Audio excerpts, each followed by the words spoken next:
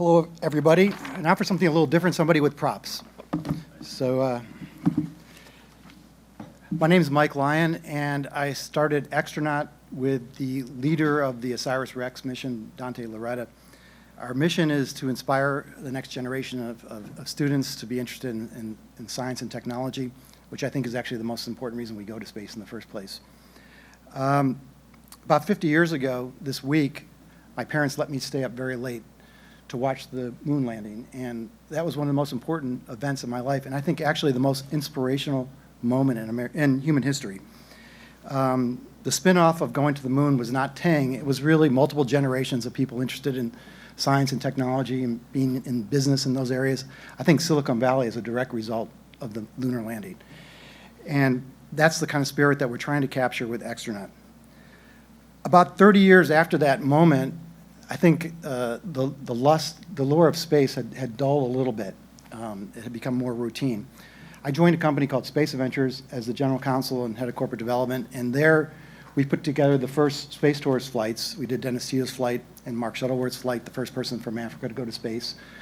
I got to go to Baikonur and walk Dennis up to the gantry, the same place that Yuri Gagarin launched 40 years ago that day. So it was a really great moment. It wasn't a lunar landing, but it was front page news. And I think it was one of those events that helps inspire the new space sector, and one of the events that helped NASA change its ways a little bit to work more with the private sector. At that point, they were totally against working with us or anybody really in the private sector. I think is a necessary evil, and started to become more partners after that time. And I remember right after that launch, a young man came to our office to ask us about a space business he wanted to start. And we brainstormed with him for a while, and that was Elon Musk. So there's a lot of things that have come from these events. A few years ago, I was at a conference with my son, who was about 10 years old at that time, and I met Dante Loretta. He was giving a talk about meteorite identification, and my son joined in. And I got to know Dante, and he told me about a problem. He was running this $1 billion OSIRIS-REx asteroid sample return mission. By the way, as an aside, this week they're picking the 4 final spots for the sample recovery, so it's a big time in the mission. Anyway, he told me about this problem, and I said, you know, this is a really great mission. This is a relevant mission. It's a mission that can actually help save the Earth from an asteroid hitting us. We're learning about how to get to asteroids. We're learning about creating correlation between what happens. Actually, where's it? I should turn a different slide. The correlation between Earth-based observation of asteroids and what we really find when we get there. So it was a very germane mission, and so we decided to create our own new space education company called Xtronaut.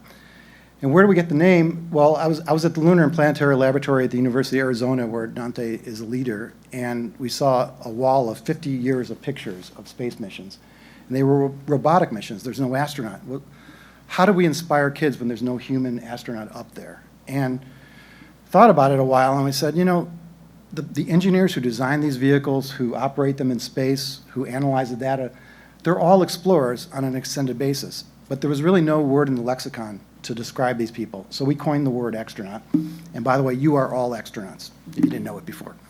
And the idea for us with our education and entertainment programs is to get kids to think of themselves as explorers by studying science and technology, and get really interested in it. So fast forward to our games. So we've developed 3 games now, board games. Our first game, Xtronaut, some of you might have it. We've sold 10,000 of those at this point, and we're going to be coming out with our 2.0 version in Q1, which we're going to add some extra nice features to it. And we won Good Housekeeping board game with it, and a lot of good awards. And it's a game about Delta V. It's a game that, one of the unique things about our games is that not only do we have a rule book that tells you how to play, but we also have a workbook that talks about the science that connects to the gameplay. So all our games are totally scientifically and engineering accurate. So for example, we have 29 different space missions in this game, and the delta V that you have to achieve, depending on which rocket you use, or whether you use gravity assist or boosters or whatever to do what you need to do, that's an accurate delta V number. So that's Xtronaut, and keep your eye open for our we've done 3 Kickstarters. This will be our 4th one coming up, where we're going to come out with Xtronaut 2.0. Our second game is Constellations, which we won the Mensa Select Award, which is one of the top awards for gameplay. And it's about constellations and collecting the right number and types of stars to build constellations and then create a map of the sky that glows in the dark. It's directed more, it can be even for younger kids. So I know I don't have a bottle of wine. I don't know if you were here yesterday when it was a bottle of wine contest, so, but I do have a competition. So Scorpius, this is our constellation. Can anybody name one of the 2 constellations, and the person who names this gets a free copy, that are adjacent to Scorpius? And I'll give you a hint. One of them is the name of a new cryptocurrency. Libra. Who got it? All right. Okay, you're the winner. All right. Our third game, which is actually on a ship in the Pacific Ocean right now, is Downlink. In this game, you launch rockets from 6 different places around the world, and you take scientific instruments to different parts of the solar system, and you complete science, and you get it back to Earth. So you're a space mission manager. It's all scientifically accurate. Again, you control ground stations, you control different types of scientific instruments, and different types of rockets. It's really a terrific game. We've also done some other types of projects. On the left, we did a joint venture with Nanoracks, with Jeff, where we launched 2 experiments to the space station.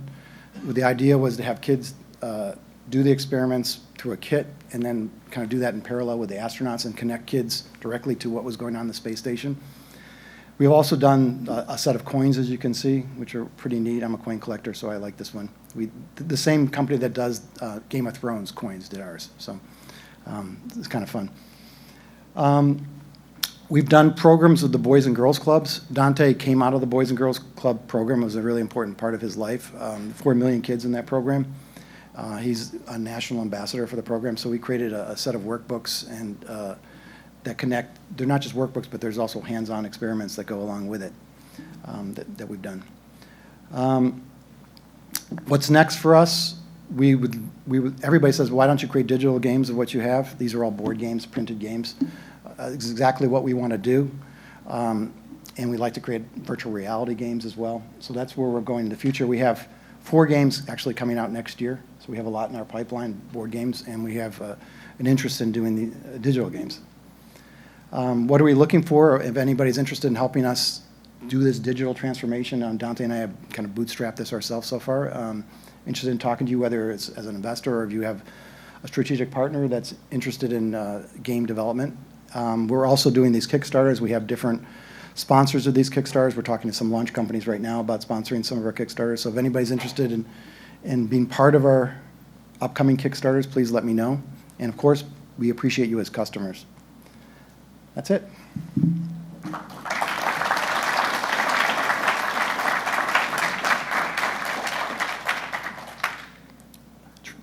I know we're behind, so I want to go quickly. Any questions or? Yeah. You guys have a booth at the New York Toy Fair? We did, yeah, 2 times. Did it work pretty good? It did. I mean, we sell basically through Amazon now. We had warehouses before, but it was just a pain, to tell you the truth. And we'd sell. I'd have to do orders for 6 games to this game shop. I just didn't have time for that. So we stopped that. And we were talking with Toys R Us right before. We were probably the reason they went bankrupt. We talked to Barnes & Noble, but there are, otherwise it's a very fractured market. I think one of our biggest interests is to go international. We went to the show in Nuremberg as well, which is a big toy fair, but we have to take our games and put them in different languages and have distributors. So that's something we're going to do. We just haven't done that. I think the digital version is going to be a lot easier to become more international. We probably get about 20% of our Kickstarter backers. So I guess we've done 5 Kickstarters, if you include all of them, have been overseas.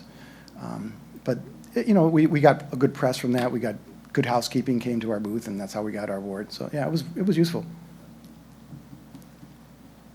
Anybody else? Any suggestion for our games? Aliens. Our games are, there are a lot of great science fiction games, and we're not doing that. Our games are all based on real science, and that's just one of our mantras kind of thing. But I know there's a lot. There's a lot of great ideas. I mean, we might do something, if you've ever seen The Eclipse, have you seen that? I mean, the Expanse, excuse me, Expanse. You guys seen that show? Which actually is science fiction, but it's more of a extrapolation into the future of what it really kind of might look like, you could say 100 years from now or whenever. That's the kind of game we might do, but using real technology to try and figure out where we'll be, but without the aliens. Anyway, thank you very much.